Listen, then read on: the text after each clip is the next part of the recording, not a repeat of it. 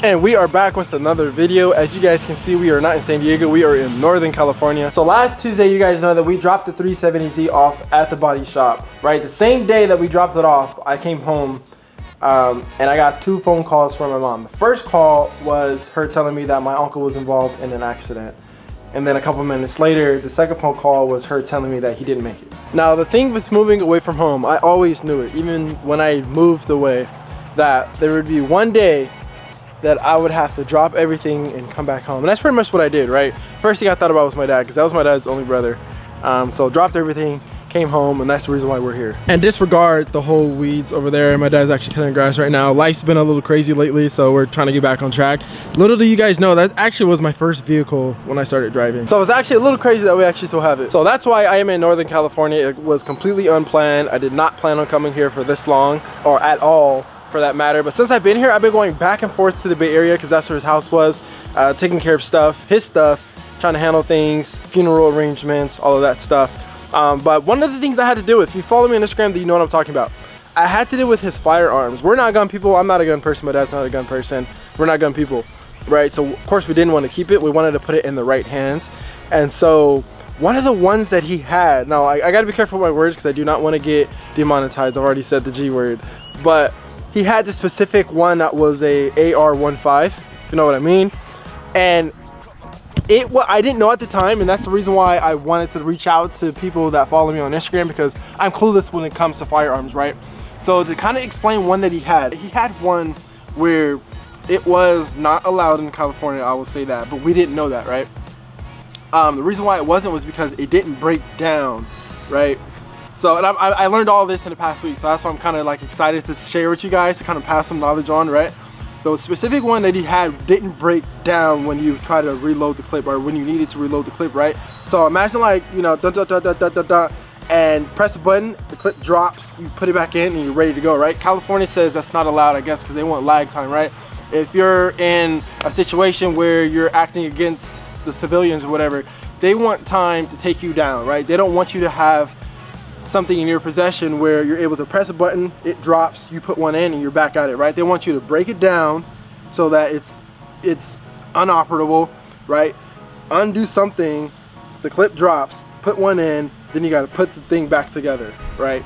So he had one where it wasn't like that, right? It didn't break down. You just press the button, and you're ready to go at it. So we had to deal with that, and it was crazy. Now, allow me to say that the firearm no longer exists, right? When we found out that it wasn't allowed in California, it was a huge no. I'm talking about, like, just for even having it in your possession, no matter where it's at, it's a felony, right? We took care of it, we did the right thing, so the gun no longer exists. But it was still just a crazy thing to deal with, because again, I'm not into weapons, guns, none of that. My dad's not, my family's not. So, you know, to kind of like deal with that was pretty crazy, but I'm appreciative of the knowledge because I was clueless and now I know a little something. Now, I say that my uncle was involved in an accident. Now, it wasn't a car accident. He was actually riding his bike at the time of the accident, right? So the bike that he was on was actually in police custody. The reason why is because when the accident was reported, there was nobody around, meaning like no family members, none of that stuff. So somebody called the paramedics or the police, whatever, right? And so to clear the scene up, they took my uncle in the ambulance, and then they took his bike to kind of clean everything up, right? So with that being said, he was also into biking. So when we were at his house, we were clearing things out, going through his stuff. He also had a bike there, right, that needed some work. It didn't work properly. And so we ended up taking it to a shop in which his neighbors gave us the hint of where he takes his stuff, right? That, long story short, that bike needs $500 worth of work, roughly $500, just to get it running properly, which is crazy. That's when I started learning that bikes are also a very expensive hobby. You wouldn't think that like a bicycle would need that much work to get it like running properly or riding properly, so to say. This past Monday, almost a week after the accident, we were able to get the last thing in his possession into our possession. Now, this is a Canyon Spectra CF8. I think I pronounced that right. Now, the CF stands for carbon fiber. Guys, this is a full carbon fiber chassis. But not only that, it's an e-bike. So they left some exposed carbon. So there's exposed carbon right there. And then this is one of the places where you can charge the battery. You can also remove it from the chassis to charge it. But if we remove that little plate right there, there's carbon fiber right there that's exposed. Now, I've actually always been into like riding bikes. Back when both me and Chris lived in our hometown, we really used to go bike riding all the time, right? Now it's like so relaxing to me and it's very like therapeutic for me. Now the cool thing about this bike, the top speed of it is 19 miles per hour. Now you guys know that I can't leave anything stock, right? No matter if it's a bike, a car, a boat, motorcycle, whatever.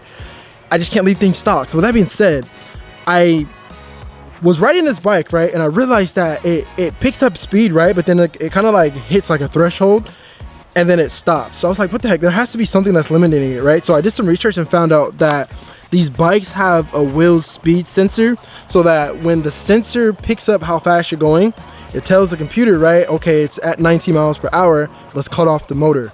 So it's kind of like a limiter in a way. So I did some research and found out that, let's see if I can show you guys. The speed sensor is right, I don't know if I can show you. It's kind of right there. I don't know if you can see. It's like that black thing right here. That black thing right there. That's the speed sensor, right? And the magnet is connected to the rotor itself, which is, I had to move the tire a little bit, but the magnet's right there. So whenever that magnet goes around and that sensor picks it up, that, I guess it's kind of like a cam positioning sensor, right? As it goes around, it kind of knows like, okay, this is how many revolutions and this is how fast he's going. So again, it tells the computer, and once you hit 19 miles per hour, it shuts the motor off. So your boy did some research, and we were gonna move that sensor, and we were gonna move it to a place where I guess it was like smaller in revolutions or bigger, whatever, right? So that it tricks the computer and saying, okay, the bike's not going that fast, and then it keeps the motor on, allowing us to go faster. I was gonna do that modification to make the bike faster. Now, of course, the odometer, which is a little screen right over here, tells you how fast you're going. It would have been off, but who cares, right? We're going faster. The reason why I decided not to do it is because, if I'm being honest, that's a $6,000 bike and I wasn't trying to mess it up. And the reason why I say that is because there were some reports that since this is a newer bike, it's newer technology, and sometimes they kind of go into lit mode when they realize that the speed doesn't match the odometer. And as I just told you guys, we put a bike in the shop for something simple and it was $500. So imagine a $6,000 bike needing to be repaired. Not happening, big dog. So I was like, I'll just leave it alone. All in all, my family's decision was to give me the bike. So this bike will be going back with me to San Diego. And I'm happy for it. You know, I'm happy about that. The reason why is because when I was going through my uncle's stuff, trying to figure out what to do with it, right? We were trying to find pictures. So I opened up his laptop and saw the last website that he was on was YouTube. And it was actually the video that I posted the day prior to the accident. So I posted a video Monday, he watched it, Tuesday came, and he was gone. Now I'm grateful the fact that I'm able to actually have his bike to kind of keep that spirit alive, because this is something that he was actually into. So again, while going through his stuff, because he had it was cool. It was like a barn behind his house that wasn't really a barn. It was like a garage that you can kind of like pull in and work on your stuff. It was actually pretty sick. Tons of parts for bikes, right? Pedals, he had gloves, he had seats, and just a whole bunch of other stuff that I have no idea what it was. So to kind of take his passion and take it with me and kind of keep it alive is such an honor. And yeah, it's just crazy. So rest in peace, my uncle.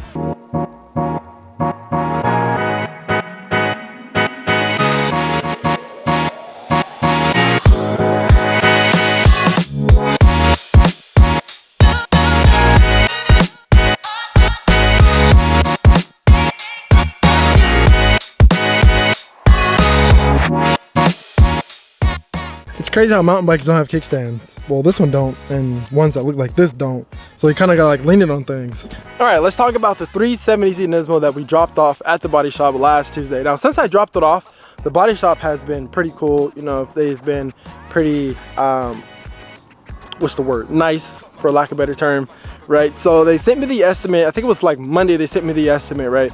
So they told me how much it's gonna cost and what they're gonna do. All the things they have to repair and replace. Now, obviously the bumper, without saying, needs to be replaced, right? Now, I've said it so many times in the past, and my boys that have 370Z Nismos, you know exactly what I'm talking about. The front bumper is nothing to play around with. It is really expensive. The guy told me at the shop, the bumper alone is $2,000, right? So as you guys know, we got the front bumper that has to be replaced, and then that little lip that outlines the front bumper, that has to be replaced. They're gonna repaint both fenders, and then they're going to repaint the hood. They're going to repaint the hood, which is amazing, because you guys know we've been wanting to repaint that hood. I've been wanting to get that hood repainted. Reason why is because it did have some rock chips from when I bought it, and they tried to put touch-up paint on it, which it was okay, but I knew it was there. So the fact that we're going to repaint it is amazing. So they're doing that, and then I believe that is it. Oh, and then they have to, of course, replace the undershroud that we bought from Z1 Motorsports, right? Now, another thing that they found was that the subframe is dented. So because that subframe is dented, they have to remove the engine to replace it. So to replace the subframe, which means you have to remove the engine, then to repaint both fenders, the hood, replace the bumper, and paint it, it was a total of $9,800. $9,800. Now, we all know that's insane, right?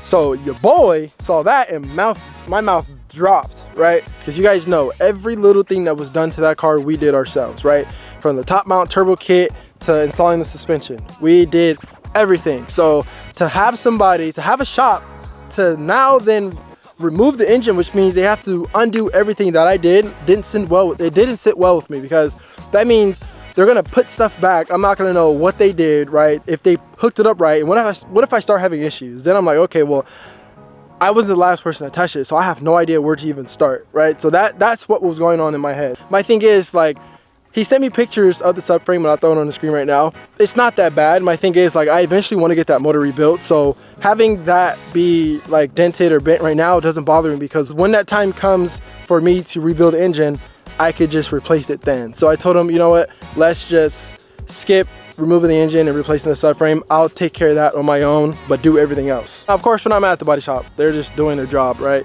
But when I said, like, I'd rather just skip having the engine removed, I could tell that it was like kind of relieved, because he was like, you know, if you want to do it, we'll do it. We'll take care of it. But since you're saying that you don't want to have it done, like, it is a relief, because, you know, there's one less thing we have to worry about, because this car is modified, and, you know, we'd rather just not touch it. And I was like, cool, we're on the same page, let's just drop it. So since we dropped having the engine removed and the subframe replaced, the price now dropped to, I think it's like $5,600 or $5,700. So of course it's better, it's about $4,000 cheaper roughly, and it's still expensive, and that's why I've always said it, like, this car is not cheap at all, right? So, like, that's why I try to take care of it as much as possible, because parts for it is just not cheap from my experience, right? Because I have another car, like, I have the SC, I've had other cars in the body shop, and this by far is the most expensive car that I've had to, like, repair. So I did approve the parts to get ordered and to have the repairs done. I then asked him how long it would be till I have the car back. He said he doesn't know, it all depends on how long it takes the part to get there, but he said just expect me to have it for probably a couple weeks, and it's already been a couple weeks since I've driven the car, so probably by the time I get it back, it'll probably be like a month and a half to 2 months since I've driven the car. But it's all good. I just want it back in one piece and repaired correctly. So just expect me to be gone for just a little bit, guys, from YouTube. Of course, I'm still planning some content out. I'm still here with my family, you know, during these times. So, and then of course I have the Z in the shop, and then we still have to register the ST. Speaking of the ST, I looked into registering the ST, guys. It is gonna cost $1,200 to get the car registered out of state. But yeah, it's not gonna be cheap to get that car registered out of state, so we still gotta deal with that. So like I said, it's kind of expect me to be gone for just a little bit, but not too long. So one of the things about this bike I found pretty cool is, you know how, like, sometimes on a bike when you want to adjust the seat, you have to get an Allen key? Well, with this one, there's a button right here. You press it, and it, like, adjusts it. Like, of course, if you want to, like, adjust it down, you sit on it, press the button, and then it, like, goes down. I don't know, pretty cool. This bike is actually the first e-bike I've ever had the chance to ride. So for those of you who've never actually had an e-bike or rode an e-bike, power button's right there, at least on this one it is. Right, display comes on. Now there's off, there's trail, there's eco, and then there's boost. You control it right here with this button. So you press it, so off, and then you have eco, trail, and boost. And then you just start pedaling, and then it just assists you with, like, a motor down there. Actually pretty quick, to be honest. Pretty cool. Video is probably not picking up how fast we're going, but you can see there, we're going pretty fast. Look how fast we're passing these trees.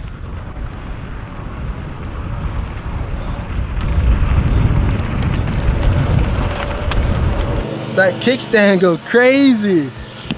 Don't worry, I carefully placed that on there, but I'm gonna end it here. I appreciate you guys for watching, and as always, I will catch you in the next one. Peace out, stay safe, and stay tuned. Who knew I would make it this far? They hated, they never believed me. Yeah, I would never drop the ball. I know I make it look easy. Yeah, Mayweather with the defense.